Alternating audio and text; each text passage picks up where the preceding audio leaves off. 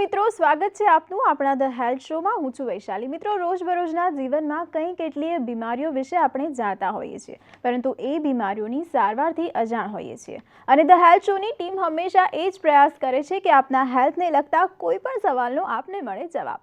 તો ફરી એકવાર અમે હાજર છીએ એક નવા વિષયની જાણકારી સાથે ધ હેલ્થ શોમાં।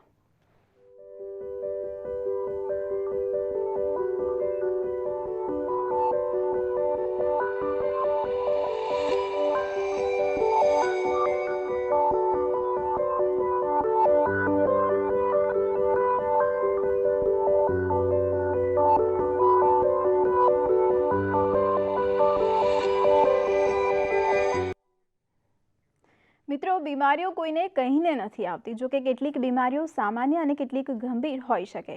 થાઇરોઇડની બીમારી આમ જુઓ તો સામાન્ય છે અને ગંભીર પણ।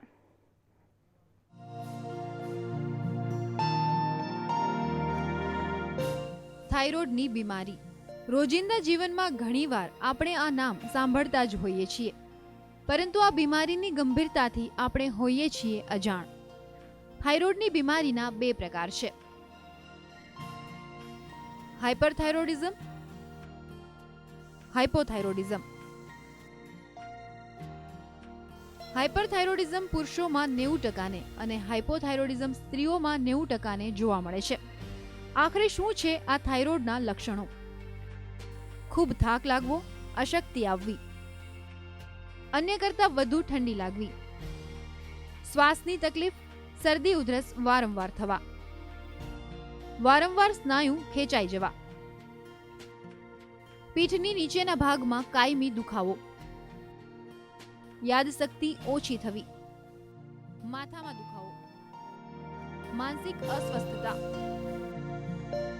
ચામડી કોરી પડવી, રંગ ફિક્કો થવો, વાળ સૂકા થવા, વાળ ખરવાની સમસ્યા, સાંધા અક્કડ થવા અને દુખાવો, ભૂખ ઓછી લાગવી, લોહીની નળીઓમાં ક્લોટ થવા, હૃદય નબળું પડવું, લોહીના પરિભ્રમણમાં તકલીફ। થાઇરોઇડની બીમારી ગંભીર સ્વરૂપ પણ ધારણ કરી શકે। આ બીમારીથી બચવા માટે જરૂરી છે યોગ્ય જાણકારી અને સમજદારી પૂર્વકની સારવાર। બ્યુરો રિપોર્ટ, સંદેશ ન્યૂઝ। તો આ જ વિશે ચર્ચા કરવા માટે અને માર્ગદર્શન આપવા માટે અમારી સાથે સ્ટુડિયોમાં ઉપસ્થિત છે ડૉક્ટર જયેશ ત્રિવેદી, જેઓ એમડી છે, સિનિયર ફિઝિશિયન છે। સૌથી પહેલાં ડૉક્ટર સાહેબ, સ્ટુડિયોમાં આપનું ખૂબ ખૂબ સ્વાગત છે। Thank you Vaishali. આપ સિનિયર છો, આટલા વર્ષના અનુભવી છો, ત્યારે સૌથી પહેલો પ્રશ્ન તો આપને એ જ પૂછવા માંગીશ કે થાઇરોઇડ શું છે, એની જરા વિગતવાર માહિતી આપો અમારા દર્શક મિત્રોને। રાઈટ, થાઇરોઇડ એક ગ્રંથિ છે જે એકચ્યુઅલી દરેક સ્ત્રી અને પુરુષ બંનેના ગળાના આગળના ભાગમાં હોય છે, લોઅર હાફની અંદર, અને એ બટરફ્લાય જેવું એટલે પતંગિયાનો એનો આકાર હોય છે, બે લોબ હોય છે, વચ્ચે ઇસ્થમસ હોય છે, અને એનું ફંક્શન એવું હોય છે કે સેલના મેટાબોલિઝમ અને જે બોડીમાં અમુક જે હોર્મોન સિક્રેટ થાય એને રેગ્યુલેટ કરવાનું હોય છે। એટલે આપણને શક્તિ, એનર્જી જેને કહીએ, પાવર હાઉસ પ્રોવાઈડ કરવાનું કામ એનું થાઇરોઇડનું હોય છે। જી, અને થાઇરોઇડ થવાનું કારણ શું હોય છે? એટલે થાઇરોઇડનો કંટ્રોલ એકચ્યુઅલી એન્ટીરિયર પિચ્યુટરી ગ્લેન્ડ જે એક મગજના એક ભાગમાં આવેલી છે, અને એના ઉપરનો કંટ્રોલ થાઇરોઇડ રિલીઝિંગ હોર્મોન કરીને આવેલું હોય છે એક હાઇપોથેલેમસના એરિયામાંથી। તો એ ત્રણ એકબીજાને કંટ્રોલ કરતા હોય છે। એટલે હાઇપોથેલેમસમાંથી, એન્ટીરિયર પિચ્યુટરીમાંથી થાઇરોઇડ સ્ટિમ્યુલેટિંગ હોર્મોન સિક્રેટ થાય છે, અને એ થાઇરોઇડ સ્ટિમ્યુલેટિંગ હોર્મોન T3 અને T4 જે થાઇરોઇડ ગ્રંથિમાંથી જે હોર્મોન સિક્રેટ થાય છે એને રેગ્યુલેટ કરતા હોય છે। એટલે જ્યારે થાઇરોઇડનું રેગ્યુલેશન ઓછું હોય તો પિચ્યુટરી ઉપરથી ડ્રાઈવ આપતી હોય છે કે વધારે થાઇરોઇડનું સિક્રિશન્સ થાય। એટલે કોઈ પણ સંજોગોમાં ક્યાં થાઇરોઇડનું પોતાનું કામ ના થતું હોય, અથવા તો એન્ટીરિયર પિચ્યુટરી અથવા હાઇપોથેલેમસ, એ ત્રણમાંથી કોઈ પણ જગ્યાએ ડિરેન્જ થાય એની એક્ટિવિટી, તો એને કારણે થાઇરોઇડ ડિસઓર્ડર્સ થતા હોય છે। જી, આપણે હમણાં આગળ જોયું તે પ્રમાણે થાઇરોઇડના પ્રકાર પર ફોકસ કર્યું હતું, હાઇપરથાઇરોઇડ અને હાઇપોથાઇરોઇડ। તો એના વિશે થોડું ડિટેલમાં જણાવશો? એટલે કોઈ બી વસ્તુમાં બંને એક્સ્ટ્રીમ હોય છે। ક્યારેક કામ ના કરે એને હાઇપોથાઇરોઇડિઝમ કહે છે, અથવા કામ ઓછું કરે એને હાઇપોથાઇરોઇડિઝમ કહે છે, અથવા કામ વધારે કરે એને હાઇપરથાઇરોઇડિઝમ કહે છે। એટલે આ બંને પ્રકારના થાઇરોઇડના ડિસઓર્ડર્સ છે। હાઇપરથાઇરોઇડ એ કોમન પુરુષોની અંદર આપણે જે આગળ વાત કરીએ એ પ્રમાણે હોય છે, હાઇપોથાઇરોઇડ ફિમેલમાં વધારે હોય છે, અને 95% જે હાઇપોથાઇરોઇડિઝમ હોય છે એ પ્રાઇમરી હોય છે। પ્રાઇમરી એટલે થાઇરોઇડની ગ્રંથિની ફેલ્યોરને કારણે, ના કે પિચ્યુટરી અથવા તો હાઇપોથેલેમસ। અને એ જ પ્રમાણે હાઇપરથાઇરોઇડિઝમમાં બી 90% ઓફ ધ કેસીસની અંદર it is because of the primary thyroid disorders. જી, અને જો થાઇરોઇડ થાય છે તો કેવા કેવા પ્રકારની તકલીફ વેઠવી પડતી હોય છે? એટલે થાઇરોઇડ ડિફરન્ટ ટાઈપના પ્રેઝન્ટેશન્સ હોય છે. એમાં કેટલીક વાર ઓટો ઇમ્યુન એટલે બોડી પોતાની થાઇરોઇડની ટિશ્યુની અગેન્સ્ટ એન્ટીબોડીઝ બોડીમાં પ્રોડ્યુસ થતા હોય છે, જેને હેશિમોટો થાઇરોઇડાઇટિસ કહેવાય છે, અને એમાં હાઇપોથાઇરોઇડિઝમ થતું હોય છે. જ્યારે બીજી એક પ્રકારની વેરાયટી છે જેમાં ગ્રેવ્સ ડિસીઝ એટલે હાઇપરથાઇરોઇડિઝમ કહે છે. હાઇપોથાઇરોઇડિઝમ કોમન ફિમેલમાં હોય છે અને એમાં weight gain is the કોમનેસ્ટ feature. 50 વર્ષની ઉંમરે આ ફિમેલમાં ઘણીવાર એપિયર થતા હોય છે, પણ કોઈ બી એજે થઈ શકતું હોય છે. સડન વેટ ગેઇન થતું હોય છે, બોડીમાં ઓલ ઓવર બોડી તમારા સોજા આવતા હોય છે. અપર 2/3 આઈબ્રો તમારી રહે અને બાકીની લેટરલ 1/3 તમારી આઈબ્રોઝ જતી રહેતી હોય છે, જે ફિમેલમાં બહુ ટિપિકલ દેખાતી હોય છે. અને તમારા ફેસ ઉપર જે સોજા આવે છે એ આખો રાઉન્ડ ફેસ થઈ જતો હોય છે. મેન્ટલ રિટાર્ડેશન થતું હોય છે, અવાજ તમારો જાડો થઈ જાય છે, જીભ જાડી થઈ જાય છે, સલાઇવેશન એક્સેસિવ થતું હોય છે. એ પેશન્ટને તમે પલ્સ લો તો પલ્સના ધબકારા ઓછા હોય છે, અને સામાન્ય સંજોગોમાં બીજાને લાગે એના કરતાં ઠંડક વધારે લાગતી હોય છે. બ્લડ પ્રેશર વધારે થતું હોય છે, પગે સોજા આવતા હોય છે, કોન્સ્ટિપેશન હોય છે, એને મેન્સ્ટ્રુઅલ ડિસઓર્ડર હશે, ઘણી તકલીફો થતી હોય છે. આપણી સાથે કોલર જોડાયા છે જયંતિભાઈ, તેમનો પ્રશ્ન જાણીએ.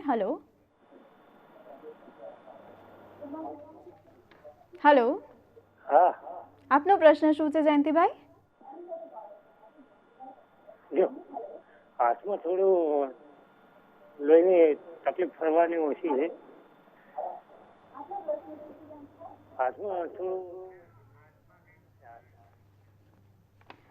એમનો પ્રશ્ન કદાચ જો હું સમજી શકી છું તો હાથમાં બ્લડ સર્ક્યુલેશનનું કંઈક પ્રોબ્લેમ છે, એવું કશું કહેવા માંગી રહ્યા છે? એ જે કહી રહ્યા છે કદાચ એવું બની શકે કે એમને હાઇપોથાઇરોઇડ હોય તો એને કાર્પલ ટનલ સિન્ડ્રોમ જેવું કહેવાય છે. એટલે એ જે હાથની અંદરના ભાગમાં જે નીચેથી જ્ઞાનતંતુઓ નીકળતા હોય એના ઉપર થાઇરોઇડ ડિસીઝની અંદર ઘણીવાર હાઇપોથાઇરોઇડમાં એની અંદર સોજો આવવાને કારણે કાર્પલ ટનલ સિન્ડ્રોમ જેવું કહેવાય છે, કે જેને કારણે હાથની અંદર ઝંઝણાટી આવે અને હાથ ઘણીવાર બેરો પડતો હોય એવી ફિલિંગ આવતી હોય છે, જેની સર્જરી ટ્રીટમેન્ટ કરવી પડતી હોય છે. જી, ઓવરઓલ કાર્ય શું છે થાઇરોઇડનું શરીરમાં?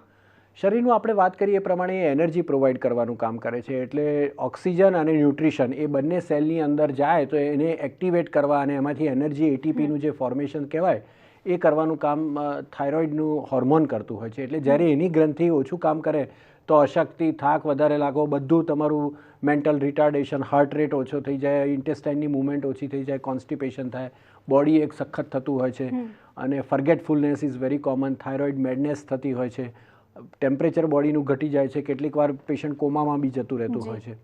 અને થાઇરોઇડનું કાર્ય જે છે એ બગડે તો બીજા કયા કયા રોગો થઈ શકે છે? જો થાઇરોઇડનું કાર્ય એક્સેસિવ થાય તો એને ગ્રેવ્સ ડિસીઝ કહે છે. ગ્રેવ્સ ડિસીઝની અંદર પેશન્ટનું એકદમ સડનલી વેટ લોસ થતું હોય છે. એનો ફેશિયલ લુક તમને જુઓ તો આંખો આમ બહાર આવી ગયેલી હોય, જેને પ્રોપ્ટોસિસ કહેવાય, એક્ઝોપ્થેલેમસ કહેવાય છે, એવું થતું હોય છે.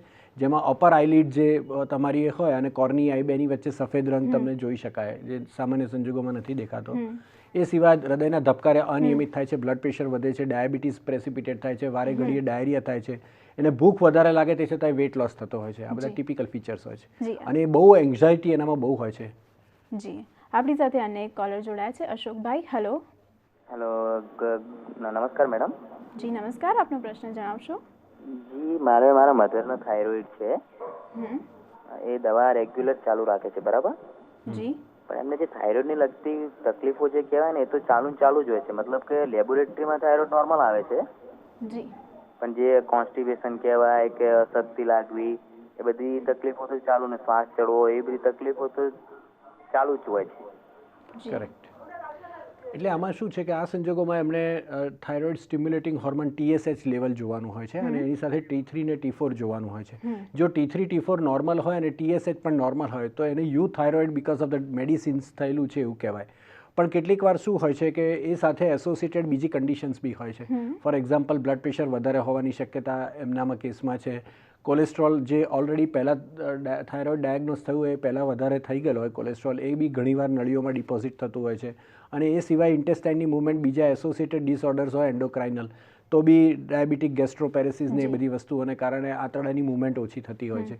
તો એ સંજોગોમાં એમણે એની લોકલ ટ્રીટમેન્ટ એટલે ઇન્ટેસ્ટાઇનનું કોન્સ્ટિપેશન માટે લેક્ચ્યુલોઝ ટાઈપની બધી મેડિસિન્સ આવતી હોય છે, એ બધી લે તો સારું રહે. જી, આપણી સાથે અન્ય એક કોલર જોડાયા છે. હેલો. હા મેડમ, નમસ્કાર. જી નમસ્કાર, આપનો પ્રશ્ન શું છે? હા મેડમ, થાઇરોઇડની બીમારીનું કાયમી સોલ્યુશન થાય એવું કોઈ દવા થઈ શકે છે? કાયમી સોલ્યુશન થઈ શકે એ દવા લેવાથી? જી કાયમી સોલ્યુશન એ જ છે કે આપણે કાયમી જેવી રીતે એક વખત ખાઈએ અને કાયમી પેટ નથી ભરાતું એ રીતે આ ડેઇલી સિક્રિશન જે બોડીમાં થતા હોય એ સિક્રિશન્સ ઓછા થતા હોય તો we have to supplement from outside. એટલે બોડીની રિક્વાયરમેન્ટ છે એ રિક્વાયરમેન્ટ આપણે બહારથી બોડી પોતે પ્રોડ્યુસ ના કરતું હોય તો આપણે બહારથી સપ્લિમેન્ટ કરીને એને સક્ષમ બનાવવું પડે. જી આનું નિદાન કઈ રીતે થતું હોય છે? થાઇરોઇડનું નિદાન જનરલી આપણે પહેલાં તો જનરલ એક્ઝામિનેશન અને પેશન્ટની એક્ઝામિનેશન કરીએ તો તમને ખ્યાલ આવી જાય છે કે થાઇરોઇડના એરિયાની અંદર સ્વેલિંગ આવેલું હોય અથવા તો ત્યાં ગાંઠ જેને નોડ્યુલર ગોઈટર કહેવાય કે એવી એ ટાઈપની હોય. Plus in addition to that pulse, blood pressure, આ તે બીજા બધા જે એસોસિએટેડ સિમ્ટમ્સ આપણે આગળ વાત કરીએ એ પ્રમાણે એની સ્કિન જે ડ્રાય થઈ જાય અને સોજા આવતા હોય એ બધી વસ્તુઓ. એ સિવાય લેબોરેટરીની અંદર તમારે થાઇરોઇડનું બ્લડ ટેસ્ટ કરાવવાનું હોય છે જે ભૂખ્યા પેટે સવારે કરતા હોય છે, T3, T4 અને થાઇરોઇડ સ્ટિમ્યુલેટિંગ હોર્મોન ટેસ્ટ.